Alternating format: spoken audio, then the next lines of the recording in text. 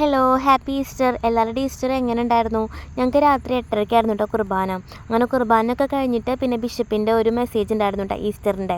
അപ്പോൾ അതോടെ കഴിഞ്ഞിട്ട് പിന്നെ നമ്മൾ അവിടെ നിന്ന് ഇറങ്ങുമ്പം നോമ്പ് വിടാൻ വേണ്ടിയിട്ട് അവിടെ എഗ്ഗാണ് തന്നിട്ടുണ്ടായിരുന്നത്. അതോടെ കഴിച്ച് നമ്മുടെ ഫ്രണ്ട്സിന് എല്ലാവരോടും ഹാപ്പി ഈസ്റ്ററൊക്കെ പറഞ്ഞിട്ടാണ് പിന്നെ അവിടെ നിന്ന് പോകുന്നത്.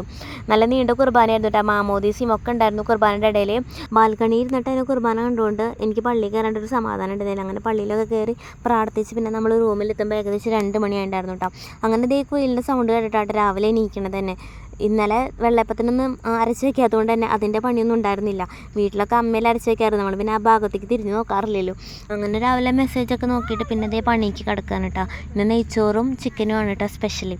അപ്പോൾ തൊട്ടടുത്ത് 2 ഫാമിലീസ് ഉണ്ട്. അപ്പോൾ അവർക്കൂടെ നമ്മളിന്ന് ഫുഡ് കൊടുക്കാമെന്ന് വിചാരിച്ചിട്ടുണ്ടായിരുന്നു. ഈസ്റ്ററൊക്കെ അല്ലേ.